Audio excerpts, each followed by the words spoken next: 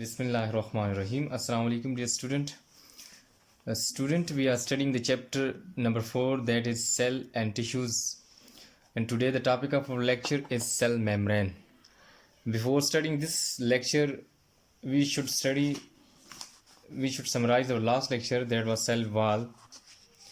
Student, last lecture के अंदर हमने सेल वॉल के बारे में पढ़ा था. मैंने आपको कहा था, देखें, कोई भी आपके पास ऑर्गेनिज्म है, उसकी एक बाउंड्री होती है.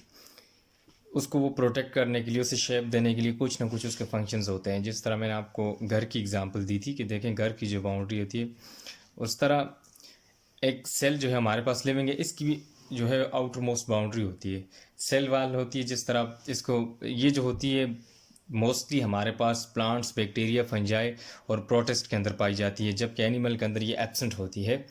It is outermost boundary of plants, bacteria, fungi and some protist cell not present in animal outside plasma membrane. और जो आज का हमारा टॉपिक है सेल मेम्ब्रेन, उसके ये बाहर होती है. फिर उसके बाद हमने इसके फंक्शंस पढ़े थे. Provide shape, strength, protection and support to the inner living matter protoplasm. इसके अंदर जो है, क्योंकि सेल वॉल खुद जो है, मैंने उस दिन भी आपको बताया था कि ये एक नॉन लिविंग है हमारे पास, तो जबकि इससे अंदर जो सेल मेम्ब्रेन स्टार्ट होती है, उससे अंदर वाला जो रीजन है उसको हम प्रोटोप्लाज्म बोलते हैं, लिविंग मैटर जो सेल. उसको ये फंक्शन प्रोवाइड करती है, शेप प्रोवाइड करती है, स्ट्रेंथ प्रोवाइड करती है, प्रोटेक्शन, सपोर्ट. अच्छा, उसके बाद ये कहा था आपको कि thickness varies from cell to cell. जो उसकी थिकनेस होती है सेल वाल की, क्योंकि देखें जो रूट्स के अंदर होगा या लीव्स के अंदर या स्टेम के अंदर जितने सेल वेरी कर रहे हैं, उसकी जो थिकनेस है उसकी सेल वाल की वो भी वेरी करेगी. Cell wall consist of 3 layers. मैंने आपको बताया था 3 लेयर्स पे मुश्तमिल होती है. एक को हम प्राइमरी वाल कहते हैं, एक को सेकेंडरी वाल, और थर्ड वन मिडल लेमेला. जो प्राइमरी वाल होती है, प्राइमरी वाल is made of cellulose, while secondary and middle lamella is made of cellulose, lignin and other chemicals. Cell wall of prokaryote is made of peptidoglycan called murin. जो cell वाल होती है ना प्रोकैरियोट की, वैसे अगर उसकी देखी जाए, प्रोटिस्ट और जो प्लांट्स हैं उनकी सेल वाल सेलुलोज से बनी होती है, और जो प्रोकैरियोट्स हैं हमारे पास, उनकी जो सेल वाल होती है वो म्यूरिन, जिसको हम पेप्टिडोग्लाइकेन कहते हैं, उससे बनी होती है. अब ये म्यूरिन क्या होता है, उस दिन आपको बताया था, large molecule made of amino acid and sugar. Large molecule होता है जो अमाइनो एसिड और शुगर से मिलकर बना होता है, उसको हम पेप्टिडोग्लाइकेन बोलते हैं. अच्छा, इसके अलावा सेल वाल और ऑर्गेनिज्म के भी अंदर होती है. जिस तरह फंजाई हमारे पास, तो उनकी जो सेल वाल होती है वो हमारे पास काइटिन से मिलकर बनी होती है. जबकि cell wall of protist are made of variety of chemicals. जो सेल वाल प्रोटिस्ट की होती है वो वैरायटी ऑफ केमिकल्स से, कुछ की सेलुलोज से होती है और कुछ की जिस तरह और भी इसमें केमिकल्स वगैरह आ जाते हैं, हेमी सेलुलोज है, उस तरह आ जाता, तो उसकी जो है वो उसके अंदर वैरायटी पाई जाती है. अच्छा, उसके बाद cell wall is mostly dead and allowed to small molecules to enter in it. इसको हम परमिएबल मेम्ब्रेन कहते हैं ना, जो सेल वाल है हमारे पास, क्योंकि ये अलाउ करती है मोस्टली सारे जितने भी बायस है ये जो मटेरियल जाते हैं. तो इसको, एक तो ये डेड है हमारे पास, आउटर मोस्ट लेयर है और डेड है, और ये अलाउ करती है स्मॉल मालिक्यूल्स जो होते हैं इसमें से ईजिली गुजर सकते हैं, ये उनको रोकने का काम, क्योंकि जो उसके जितना उसका पोर्स है, उस जितने पोर्स के अंदर जो मटेरियल आएगा तो वो एंटर हो जाएगा. तो इसकी डिस्कवरी के बारे में बात की थी. Discovered by A V Leeuwenhoek in 1674 when he was observing bark of tree under microscope. कि उसने माइक्रोस्कोप के अंडर इसने इसको डिस्कवर किया था 1674 के अंदर, जब वो एक बार्क ऑफ ट्री को ऑब्जर्व कर रहा था प्लांट की. It was all about last lecture. Now come towards the today lecture, that is cell membrane. Student, देखिए, जिस तरह प्लांट के अंदर बाउंड्री होती है, इसी तरह बाकी जिस तरह ऑर्गेनिज्म हमारे पास, एनिमल हैं और ऑर्गेनिज्म है, ह्यूमंस हैं, जितने भी हैं, उनके सेल की भी आउटर मोस्ट बाउंड्री होती है. तो जो प्लांट की आउटर मोस्ट बाउंड्री है उसको हम सेल मेम्ब्रेन कहते हैं, सेल वाल कहते हैं, और जो एनिमल्स की आउटर मोस्ट बाउंड्री उसको हम सेल मेम्ब्रेन बोलते हैं. और अब आए इसको देखते हैं कि सेल मेम्ब्रेन क्या होती है. It is also called plasma membrane. इसको प्लाज्मा मेम्ब्रेन भी कहते हैं. सेल वाल को, सेल मेम्ब्रेन को प्लाज्मा मेम्ब्रेन भी कहते हैं. अच्छा, उसके बाद प्रेजेंट इन आल सेल, ये जो होती है प्रेजेंट होती है इन आल सेल, चाहे वो एनिमल है, प्लांट है, प्रोकैरियोट है, कुछ भी है, वेदर जो भी उसकी टाइप है, उसके अंदर ये सेल मेम्ब्रेन लाजमी मौजूद होगी। क्योंकि देखें, अगर प्लांट है तो उसके आउटर मोस्ट बाउंड्री जो होगी वो सेल वाल होगी, लेकिन उसके अंडर जो है वो सेल मेम्ब्रेन होगी। Outer most layer of protoplasm, ये प्रोटोप्लाज्म जो होता है उसकी आउटर मोस्ट लेयर होती है। अब प्रोटोप्लाज्म लिविंग मैटर को बोलते हैं ना, जो सेल मेम्ब्रेन से स्टार्ट होता है और नीचे जिधर तक न्यूक्लियस है उधर तक, इसको हम लिविंग मैटर बोलते हैं। और ये उस लिविंग मैटर की आउटर मोस्ट जो है बाउंड्री होती है, लेयर होती है। उससे पीछे अगर प्लांट सेल में देखा जाए तो उधर क्या है, सेल वाल, जबकि एनिमल सेल के अंदर कोई भी नहीं होती। Outer layer in animal, animal के अंदर ये आउटर लेयर होती है, इसके बाहर कोई और लेयर नहीं होती। In plant bacteria, bacterial fungi and some protist, cell membrane lies beneath the cell wall. जो उस दिन भी मैंने आपको बताई थी कि एनिमल, उसके अंदर जो प्लांट्स हैं, बैक्टीरिया है, फंजाई है, उनके अंदर जो सेल मेम्ब्रेन होती है ये सेल वाल के नीचे पाई जाती है। आउटर मोस्ट बाउंड्री उनकी सेल वाल आ गई, उसके नीचे जो है ये क्या होगी, सेल मेम्ब्रेन पाई जाएगी। It's separate the cell content from external environment. अब इसका फंक्शन क्या होता है, देखें, बाउंड्री का काम होता है जो सेपरेशन क्रिएट करना दो चीज़ों के दरमियान। अब सेल, ये जो सेल मेम्ब्रेन है ये क्या करती है कि जो सेल का बाहर का अंदर अंदर वाला कंटेंट है और बाहर का जो एक्सटर्नल एनवायरनमेंट है, इनके दरमियान सेपरेशन क्रिएट करना, ताकि अंदर वाला जो कंटेंट है उसको कोई नुकसान, उसको कोई हार्मफुल ऐसे टॉक्सिक मटेरियल या कोई ऐसी चीज़ें जो है वो उसको इफ़ेक्ट ना कर सकें। इसके काम है ताकि उसको प्रोटेक्शन प्रोवाइड करना, सेपरेट एक प्रोवाइड करती है ताकि वो दोनों सेपरेट हो सकें, और इस तरह इसको जो सेल का कंटेंट है उसको कोई हार्मफुल टॉक इफेक्ट ना पड़ सके उसके ऊपर। फिर उसके बाद इट इज़ सिलेक्टिव परमिएबल। अब सिलेक्टिव परमिएबल का क्या मतलब, वो जो पिछली थी वो परमिएबल थी, उसमें मतलब कि सिलेक्शन नहीं थी, उसके अंदर कोई भी पार्टिकल जितने उस पोर के साइज़ का आता था तो वो गुजर सकता था। But here it is selective permeable. Permeable का मतलब ये है कि इसको अलाउ करना। अब सेलेक्टिव का मतलब ये कुछ सिलेक्टेड चीज़ों को जो है ये अलाउ करेगी। जिस तरह देखें, अगर प्रोटीन है, कार्बोहाइड्रेट है, या कोई ऐसे जो उसकी सेल की नीड होती है, अगर प्रोटीन उसको चाहिए या इसके अलावा उसको कार्बोहाइड्रेट या कोई और ऐसा मटेरियल चाहिए जो उसकी सेल की सिलेक्शन होती है कि ये वाला जो रॉ मटेरियल इसको चाहिए ताकि ये काम ये कर सकेगा, तो उस लिए उस वजह से हम इसको कहते हैं सेलेक्टिव परमिएबल। ये सेल की सिलेक्शन पे डिपेंड करता है कि सेल को कौन सा जो है मटेरियल रिक्वायर्ड है, जो रिक्वायर्ड होगा तो ये उसको सिलेक्ट करेगी और अलाउ करेगी कि अंदर वो सेल के अंदर मूव हो सके, उसको अंदर वो लेकर जा सकती है।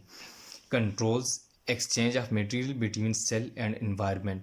उसके बाद ये क्या करती है कि जो सेल और एनवायरनमेंट के दरमियान एक्सचेंज ऑफ मटेरियल जो है इसको कंट्रोल करती है। कंट्रोल किस तरीके से करती है, देखें, जो चीज़ सेल को चाहिए, जो सिलेक्टेड हैं उनको ये अलाउ कर देती है कि सेल के अंदर चले जाएं, जो सिलेक्टेड नहीं है, जो रिक्वायर्ड नहीं है, तो उनको ये उनके आगे ये ऑब्स्टेकल बन जाती है, उनको जो है आगे अंदर नहीं अलाउ करती, क्योंकि सिलेक्टेड पार्टिकल्स जो हैं उनको अलाउ करती है अंदर जाने के लिए।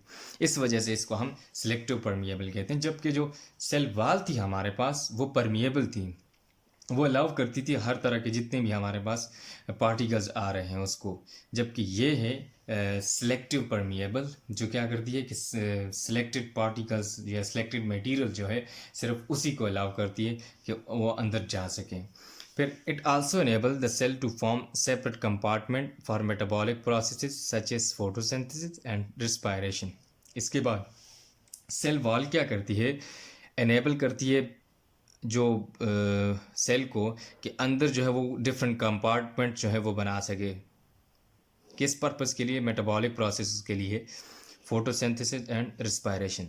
अच्छा, एक यहाँ पे टर्म यूज़ हुई मेटाबॉलिक प्रोसेसेस।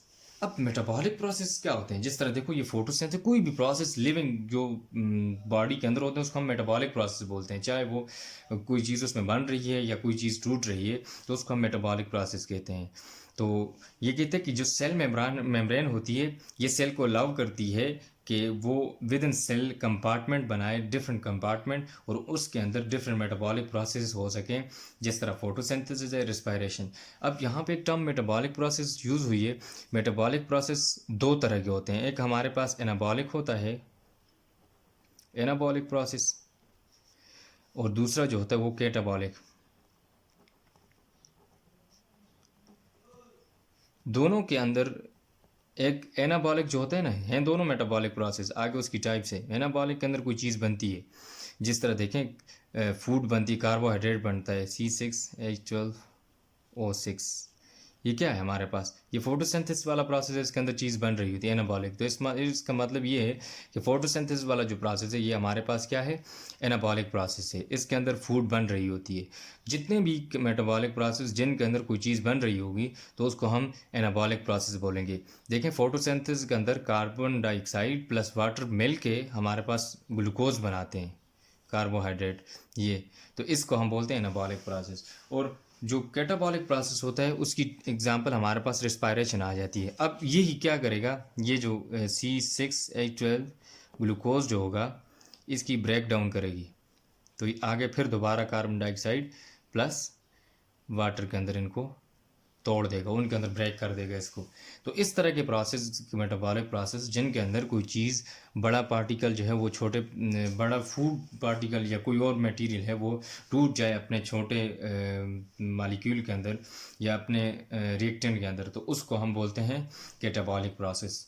फोटोसिंथेसिस जो है वो हमारे पास एनाबॉलिक प्रोसेस है, क्योंकि उसके अंदर फूड बन रही होती है। जबकि दूसरा जो है रिस्पायरेशन, वो हमारे पास कैटाबॉलिक प्रोसेस है, उसके अंदर जो है वो फूड टूट रही है, दो उसके आगे जो जिन रिएक्टेंट से मिलकर बनी थी उन्हीं में दोबारा वो कन्वर्ट हो रही है। तो इस तरह के जो प्रोसेस होते हैं उनको हम कैटाबॉलिक प्रोसेस बोलते हैं।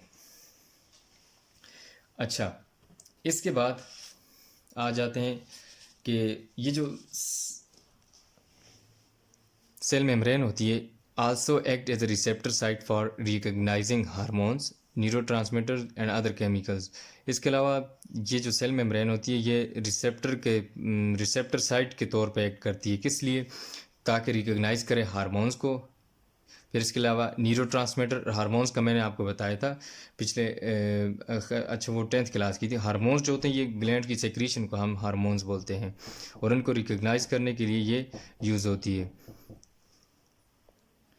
फिर उसके अलावा न्यूरोट्रांसमीटर्स जो मैसेज भेजता है दिमाग, ये ब्रेन जो है ये मैसेज भेजता है इसको भी रिकग्नाइज करने के लिए। इसके अलावा जो है कुछ केमिकल्स हैं उनको भी रिकग्नाइज करता है, उनको भी रिसेप्ट करता है, ये एक साइट होती है सेल मेम्ब्रेन हमारे पास, उनको रिकग्नाइज करने में हेल्प करती है। इसके अलावा अगर इसकी स्ट्रक्चर की बात की जाए कि स्ट्रक्चर किस तरह है इसकी सेल मेम्ब्रेन की हमारे पास,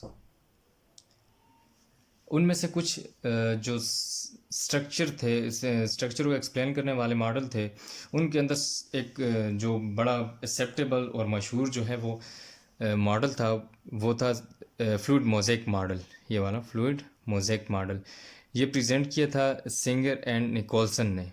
इन लोगों ने दो, एक सिंगर था साइंटिस्ट और दूसरा निकोलसन, इन दोनों ने ये प्रपोज किया था फ्लूइड मोज़ेक मॉडल। काफ़ी इसको मतलब अभी तक जो है ये एक्सेप्टेबल है टिल नाउ, कि ये एक्सेप्टेड है थ्रू आउट द वर्ल्ड। ये जो सेल मेम्ब्रेन का मॉडल इन्होंने पेश किया था और अभी तक ये एक्सेप्टेड है और चल रहा है। According to this it consist of lipid bilayer. अब अगर हम इसकी डायग्राम को देखें, कहते हैं कि इन फ्लूइड मोज़ेक मॉडल के मुताबिक जो सेल मेम्ब्रेन होती है ये दो लिपिड लेयर्स पे मुश्तमिल होती है। एक ये जो है हमारे पास देखें, एक लेयर ये है ये, और एक लेयर ये, इसको हम बोलते हैं लिपिड बाइलेयर। इन जो निकोलसन और सिंगर था, इनके फ्लूइड मोज़ेक मॉडल के मुताबिक जो सेल मेम्ब्रेन होती है ये दो लिपिड बाइलेयर पर मुश्तमिल होती है। एक नीचे आ जाती है इनर साइड पे, इनसाइड सेल, ये जो है नीचे वाला रीजन ये इनसाइड सेल है और ये आउटसाइड सेल है। इस साइड पे जो है ये सिंगल इस तरह की लेयर होती है, और जबकि ऊपर देखें मल्टी लेयर है लिपिड की, और इस तरह इसको हम बोलते हैं लिपिड बाइलेयर। एक इस साइड पे और एक आउटर साइड पे, दोनों साइड पे इनकी लिपिड की लेयर होती है। पहला इसका पॉइंट ये। फिर उसके बाद कहते हैं in which protein molecule float while some stay embedded in lipid bilayer। कहते हैं कि कुछ जिस तरह ये देखें, ये प्रोटीन है, ये हमारे पास प्रोटीन है, ये भी और ये भी हमारे पास प्रोटीन्स हैं। कहते कुछ जो प्रोटीन्स हैं वो लिपिड बायलेयर जो है ये वाली, इनके अंदर फ्लोट कर रही हैं ये, और कुछ हैं इनके अंदर एम्बेडेड हैं। ये जिस तरह ये है, ये उनके अंदर एम्बेडेड है, यानी उनके अंदर छुपी हुई है लिपिड बायलेयर के अंदर। क्या इससे पॉइंट इन्होंने क्या मॉडल पेश किया था? इन्होंने कहा था कि जो फ्लूइड मोज़ेक मॉडल है ये लिपिड बायलेयर पर मुश्तमिल होता है सेल मेम्ब्रेन का। देखें अपर लेयर भी होती है और लोअर लेयर भी, और कुछ इनके अंदर प्रोटीन्स होते हैं, कुछ फ्लोट कर रहे हैं और कुछ जो है वो हमारे पास एम्बेडेड हैं लिपिड के अंदर। इसके अलावा carbohydrate with protein, glycoprotein with lipid in the form of glycolipid. कहते हैं कि कुछ जो कार्बोहाइड्रेट्स हैं अगर वो प्रोटीन के साथ हैं तो उनको हम बोलेंगे ग्लाइकोप्रोटीन। ये दोनों मिक्स होंगे ग्लाइको, क्योंकि कार्बोहाइड्रेट भी है ना सेल मेम्ब्रेन की स्ट्रक्चर में, उसकी जो बनावट है उसके अंदर से उसका भी रोल है कार्बोहाइड्रेट का। तो यहाँ पे जो होगी, अगर वो लिपिड के साथ अटैच है, प्रोटीन के साथ अटैच है कार्बोहाइड्रेट, तो उसको हम ग्लाइकोप्रोटीन कहेंगे। और अगर वो लिपिड के साथ है, जिस तरह ये देखें, ये हमारे पास एक स्ट्रक्चर बनी हुई है ये, तो इसको हम बोलेंगे glycolipid.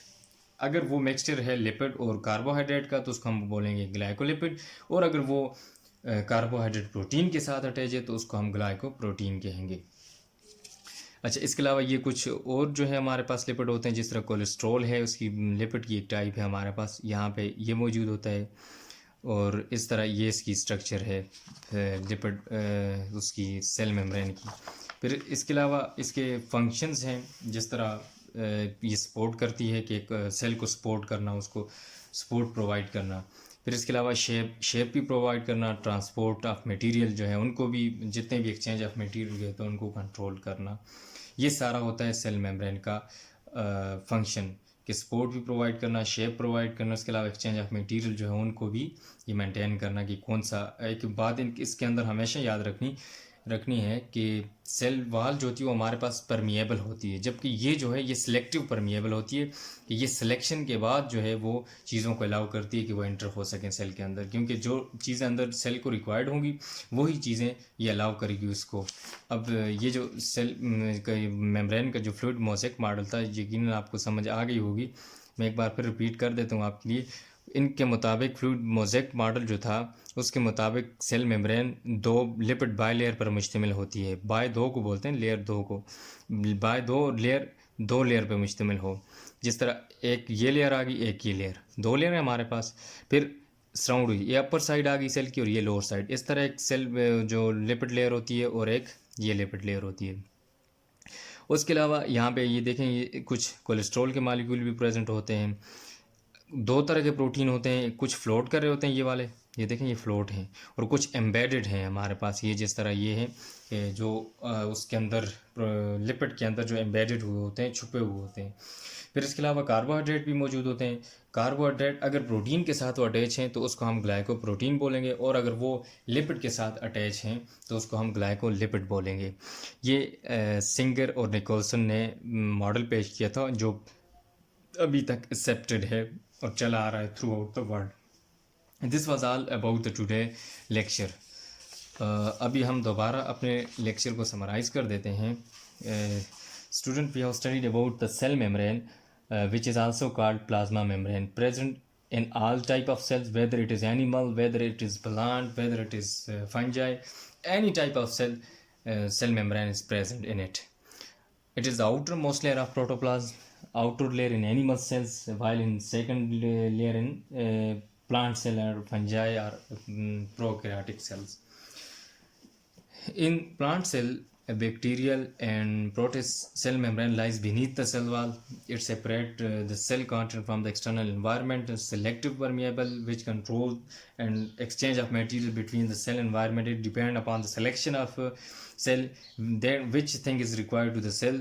If a particular thing is required to the cell, then cell membrane only allow that particle to enter in it which is selected or which is required to the cell.